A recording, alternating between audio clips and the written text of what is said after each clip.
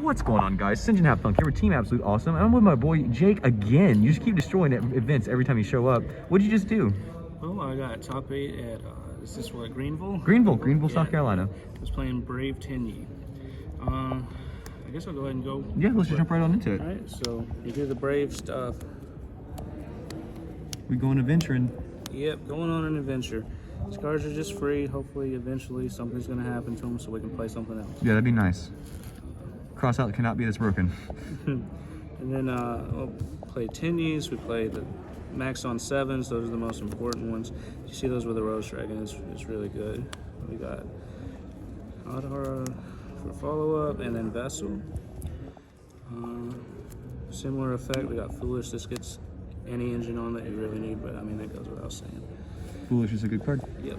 Then we played a little bit of Sword Soul, just enough to get by and look like a Sword Soul deck. One of each. And then a Disruptive element. Yeah, Blackout's insane. Yeah. I used to play Sathana, and like you could turn it into a Fire Lake, and that was pretty cool. Yeah. But it just didn't make it this time around. And we played Rose Dragons. This is in the base decks. It also works really good with these. 7 plus 3 is 10. There's a lot of good 10s. And for Hulk combos, there's this guy. The one of. Okay, so then we get into Disruptive cards. This is going to be a little weird.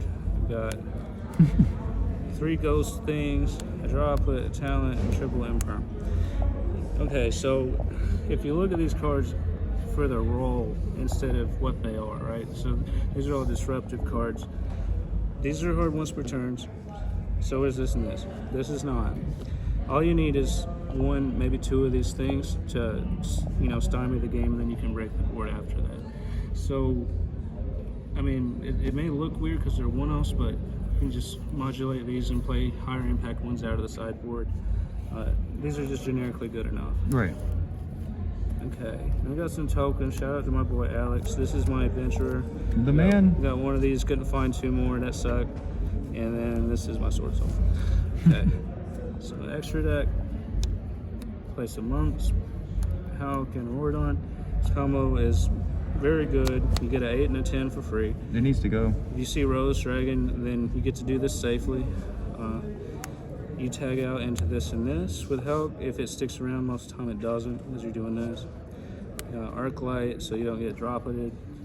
Yazi, Double Boxia, Berserker, Chi-Shao. You only need 1 of these because this deck, the follow-up is really not ideal, but it's super hard to break this board without like an insane hand. And you got Xingying, Long One, and Baron. This guy's insane, and people still don't know what he does. I know, he's broken. Yeah, it's like it's a $3 secret rare, but it's insane. Yeah.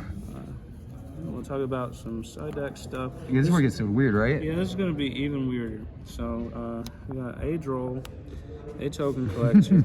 This can be dumped with Riser, so this doesn't seem that bad. We play Gamma.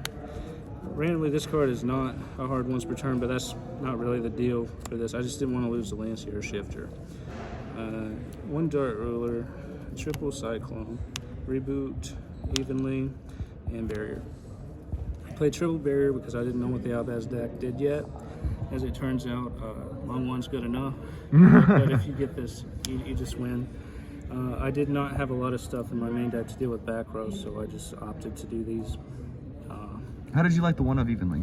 This is fine. When you're boarding, you kind of have to have an idea of what's going in and what's going out. Right. And so you just move some of those hand traps out for higher impact things. And if you see this, that's great. If you don't, you're going to see another Disruptive card because there's 8 or 9 of them, you know, not just 1. So I'm not leaning on one particular card to get me there. There are a bunch of different cards that can get you there. Very flexible in those ways. And were there any matchups that stood out to you as overly difficult today, or everything seemed pretty easy? For the most part, everything was fine. The Albaz deck can be pretty challenging if they get branded in red. Card's really hard to deal with. Yes. With Chimera, but prank hits can also be kind of frustrating. I think people are moving away from main deck nib. I didn't see a lot of that today. Same. That's one of the things that causes you trouble in this, but yeah. Mostly just learning the new all-boss deck. Everything else was fine. Heck yeah. Any shout outs before we get off here? Shout outs to you for doing this profile for me. Thank you, sir. Shout outs to my boy Brandon back here, Z to my right. Josiah and Mark. Mr. John. You got all the support and all the guys back in, Knoxville and everybody that In supports Tennessee, me. yeah. Yeah. Awesome. I appreciate that. Awesome, guys. Well, make sure to give this gentleman a comment, a thumbs up, and I love your face. Subscribe.